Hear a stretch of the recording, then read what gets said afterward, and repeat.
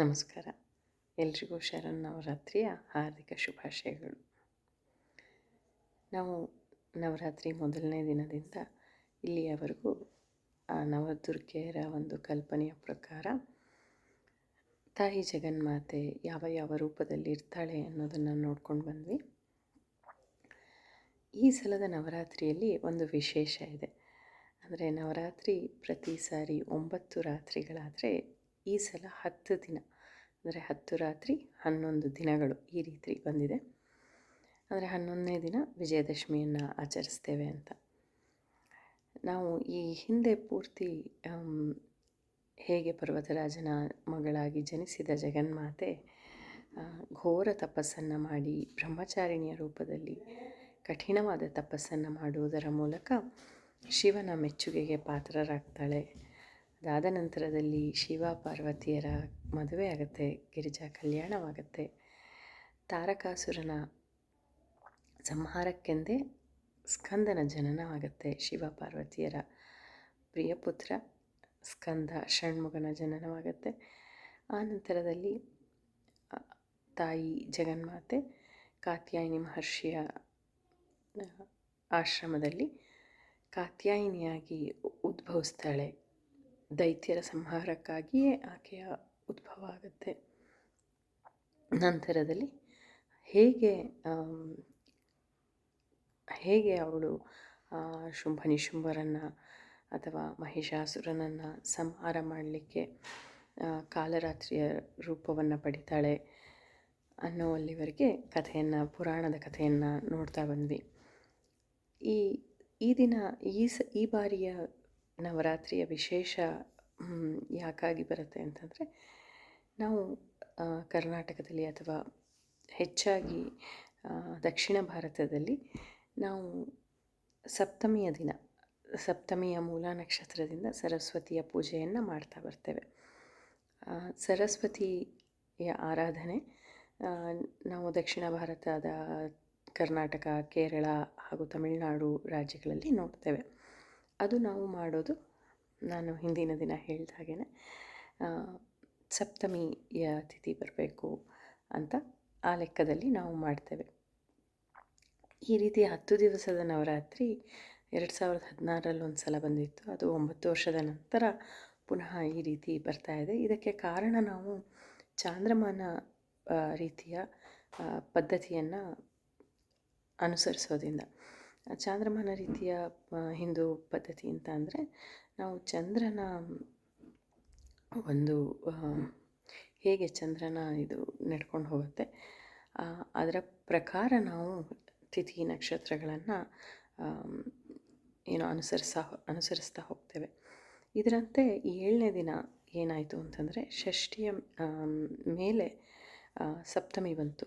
ಅಂದರೆ ಬೆಳಗ್ಗೆ ಷಷ್ಠಿ ಇತ್ತು, ರಾತ್ರಿಯಲ್ಲಿ ಸಪ್ತಮಿ ಬಂತು. ಇದನ್ನು ಉಪರಿ ಅಂತಾರೆ. ಉಪರಿ ಅಂತಂದರೆ ಅರ್ಥ ಮೇಲೆ, ಅಬೌವ್ ಅಂತ.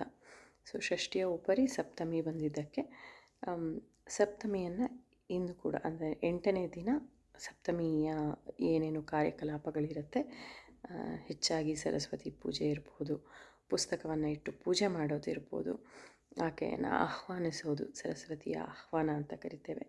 ಅದೆಲ್ಲವೂ ಡೇ ಪ್ರಕಾರ, ಅಂದರೆ ಡೇ 1, 2, 3 ಆ ಥರ ಕೌಂಟ್ ಮಾಡ್ತಾ ಹೋದರೆ 8ನೇ ದಿನಕ್ಕೆ ಬರುತ್ತೆ. ಯಾಕಂದರೆ ಬೆಳಗ್ಗೆ ಷಷ್ಠಿ, ಸೂರ್ಯೋದಯಕ್ಕೆ ಯಾವುದು ತಿಥಿ ಇರುತ್ತೋ ಅದರ ನಂತರ ಸಮಯದಲ್ಲಿ ಇನ್ನೊಂದು ತಿಥಿ ಬಂದರೆ ಅದನ್ನು ನಾವು ನಂತರದ ದಿನದನ್ನು ಹಬ್ಬ ಹರಿದಿನಗಳಿಗೆ ಉಪಯೋಗಿಸ್ತೇವೆ. ಒಂದು ದಿನ ಹೆಚ್ಚು ಬಂದಿರೋದ್ರಿಂದ ಅಧಿಕ ಆಗಿರುತ್ತೆ ಅಂತ ಹೇಳಲಾಗುತ್ತೆ. ಈ ಅಧಿಕವಾಗಿರೋದ್ರಿಂದ ಅಧಿಕ ಫಲ ಸಿಗತ್ತೆ ಅಂತಲೂ ಹೇಳ್ತಾರೆ. ನಾವು ಈ ಸರಸ್ವತಿಯ ಆಹ್ವಾನೆಯನ್ನು, ಸರಸ್ವತಿ ದೇವಿಯ ಆಹ್ವಾನೆಯನ್ನು ಆಶ್ವಯುಜ ಶುಕ್ಲ ಪಕ್ಷದ ಮೂಲ ನಕ್ಷತ್ರದಲ್ಲಿ ಪುಸ್ತಕದಲ್ಲಿ ಸರಸ್ವತಿಯನ್ನು ಆಹ್ವಾನಿಸುವುದರ ಮೂಲಕ ಪೂಜಿಸ್ತೇವೆ ಅಂತ ಹೇಳಲಾಗುತ್ತೆ. ಇನ್ನು ನಾವು ಮೊದಲೇ ತಿಳಿಸಿದ ಹಾಗೆ ಸರಸ್ವತಿ ನಮಸ್ತುಭ್ಯಂ ವರದೆ ಕಾಮರೂಪಿಣಿ ವಿದ್ಯಾರಂಭಂ ಕರಿಷ್ಯಾಮಿ ಸಿದ್ಧಿರ್ಭವತು ಮೇ ಸದಾ ಅಂತ ಪುಟ್ಟ ಪುಟ್ಟ ಮಕ್ಕಳು ಅಂದರೆ ಇನ್ನೂ ವಿದ್ಯಾಭ್ಯಾಸವನ್ನು ಪ್ರಾರಂಭ ಮಾಡ್ತಿರೋ ಮಕ್ಕಳಿಗೂ ಸಹ ಈ ಸರಸ್ವತಿ ಹಬ್ಬದ ದಿನ ಹೆಚ್ಚಾಗಿ ಸ್ಲೇಟಲ್ಲಿ ಬಳಪ ಅಥವಾ ಅಕ್ಕಿಯಲ್ಲಿ ಪ್ರಥಮ ಬಾರಿಗೆ ಅವರು ಶಾಲೆಗೆ ಹೋಗುವ ಮೊದಲು ಅವರಿಗೆ ಈ ವಿದ್ಯಾಭ್ಯಾಸದ ಪ್ರಾರಂಭಿಸಲಿಕ್ಕೆ ಸರಸ್ವತಿ ಹಬ್ಬ ಅತ್ಯಂತ ಉತ್ತಮವಾದ್ದು ಅನ್ನೋದರಿಂದ ಸರಸ್ವತಿ ಪೂಜೆ ಮಾಡಿಸಿ ಅಕ್ಷರಾಭ್ಯಾಸವನ್ನು ಮಾಡಿಸಲಾಗತ್ತೆ. ಹಾಗೆ ಸ್ಲೇಟಲ್ಲಿ ಬಳಪದಲ್ಲಿ ತಂದೆಯ ಮಡಿಲಲ್ಲಿ ಕೂರಿಸಿ ಅಕ್ಕಿಯ ಮೇಲೆ ಪ್ರಥಮ ಅಕ್ಷರವನ್ನು ಬರೆಸಲಾಗತ್ತೆ. ಶ್ಲೋಕದಲ್ಲಿ ಹೇಳಿದ ಹಾಗೆ ವಿದ್ಯೆಯ ಆರಂಭವನ್ನು ತಾಯಿಯ ಅನುಗ್ರಹದೊಂದಿಗೆ ಪೂಜಿಸಿ, ಆಕೆ ಸರಸ್ವತಿಯೇ ವಿದ್ಯೆಯ ದೇವತೆ, ಹೀಗಾಗಿ ಆ ಜ್ಞಾನ, ವಿದ್ಯೆ, ಬುದ್ಧಿ ಎಲ್ಲವನ್ನು ದಯಪಾಲಿಸು ಅಂತ ಅವಳಲ್ಲಿ ಬೇಡ್ಕೊಳ್ತಾ ಅದನ್ನು ಮಾಡಲಾಗತ್ತೆ. ಇನ್ನು ಒಂದು ವರ್ಷದಲ್ಲಿ 2 ಸಂದರ್ಭದಲ್ಲಿ ಈ ಸರಸ್ವತಿ ಪೂಜೆಯನ್ನು ಮಾಡಲಾಗುತ್ತೆ. ಇಡೀ ನಮ್ಮ ಭಾರತ ದೇಶದಲ್ಲಿ ಪೂರ್ಣ ಎಲ್ಲ ಬೇರೆ ಬೇರೆ ರಾಜ್ಯಗಳನ್ನು ನೋಡ್ತಾ ಬಂದರೆ ಎರಡೂ ಸಂದರ್ಭದಲ್ಲೂ ವಿದ್ಯಾರ್ಥಿಗಳು ಶಾರದೆಯನ್ನು, ಸರಸ್ವತಿಯನ್ನು ಆರಾಧಿಸೋದು. ಜ್ಞಾನ ದೇವತೆ ಆಕೆ ಆದ್ದರಿಂದ ಹೆಚ್ಚಾಗಿ ವಿದ್ಯಾರ್ಥಿಗಳೇ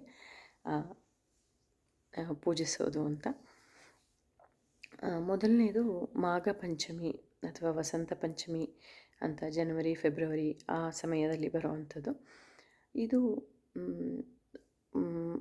ಮೂಲತಃ ಅಂದರೆ ನಮಗೆ ಕಂಡುಬರೋದು ಉತ್ತರ ಭಾರತದ ರಾಜ್ಯಗಳಾದ ಉತ್ತರ ಪ್ರದೇಶ, ಬಿಹಾರ, ರಾಜಸ್ಥಾನ, ಮಧ್ಯಪ್ರದೇಶ ಈ ರೀತಿ ರಾಜ್ಯಗಳಲ್ಲಿ ಈ ಮಾಘ ಪಂಚಮಿ ಅಥವಾ ವಸಂತ ಪಂಚಮಿಯ ಸರಸ್ವತಿ ಪೂಜೆ ಕಂಡುಬರುತ್ತೆ. ವೆಸ್ಟ್ ಬೆಂಗಾಲ್ ಮತ್ತು ಒರಿಸ್ಸಾ ರಾಜ್ಯಗಳಲ್ಲೂ ಸಹ ಇದರ ಆಚರಣೆ ಹೆಚ್ಚಾಗಿ ಇದೆ ಅಂತ ಹೇಳ್ಬೋದು.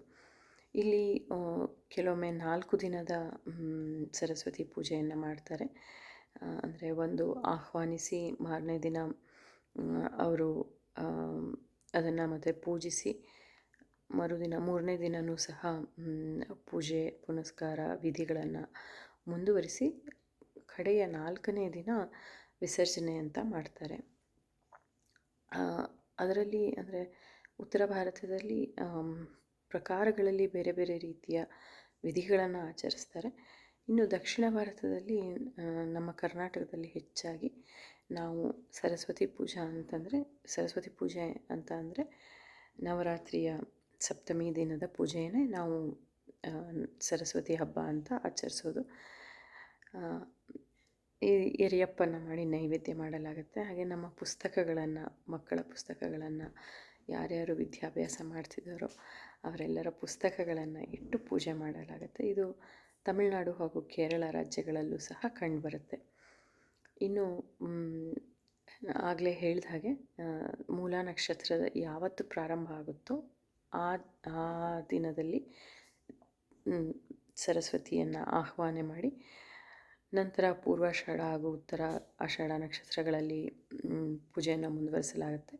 ಶ್ರವಣ ನಕ್ಷತ್ರದಲ್ಲಿ ಇದು ಸಮಾಪ್ತಿಯಾಗತ್ತೆ ಅಂತ ಹೇಳ್ಬೋದು. ಈ ರೀತಿ ನಾವು ಸರಸ್ವತಿ ಪೂಜೆಯನ್ನು ಬೇರೆ ಬೇರೆ ಕಡೆಯಲ್ಲಿ ಬೇರೆ ಬೇರೆ ಥರ ಮಾಡ್ತಾ ಹೋಗಿದೆ. ವಿದ್ಯಾದೇವತೆ ಅವಳು. ಎಲ್ಲ ವಿದ್ಯೆಗಳನ್ನು ನಾವು ಆಕೆಯಿಂದ ಪಡೆದುಕೊಳ್ಳೋಣ. ಕಲೆಯ ಉಪಾಸಕಿ, ತಾನೇ ವೀಣೆಯನ್ನು ಹಿಡಿದು ಕೂತಿದ್ದಾಳೆ. ಹಾಗಾಗಿ ಅನೇಕ ಕಡೆ ಕಚೇರಿಗಳು, ವೀಣಾವಾದನ, ಸಂಗೀತ, ನೃತ್ಯ, ಈ ಕಲೆಯ ಪ್ರದರ್ಶನಗಳು ಆಕೆಯ ಮುಂದೆ ನಡೆಯುತ್ತೆ. ಆಕೆಗೆ ಸಮರ್ಪಿಸಲಾಗತ್ತೆ. ಸೇವೆಯೋಪಾದಿಯಲ್ಲಿ ಇದು ನಡೀತಾ ಬರುತ್ತೆ.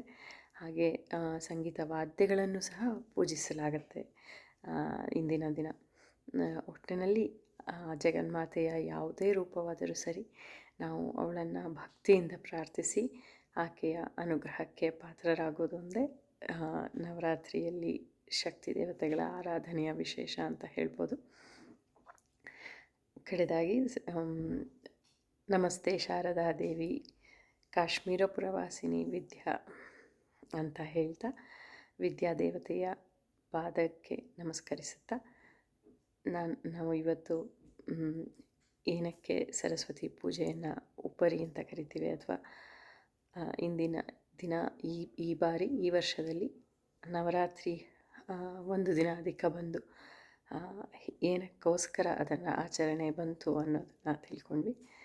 ಮುಂದಿನ ದಿನದ ಬಗ್ಗೆ ಹೆಚ್ಚು ಮಾಹಿತಿಯನ್ನು ನಾಳೆ ತಿಳಿದುಕೊಳ್ಳೋಣ. ಧನ್ಯವಾದಗಳು.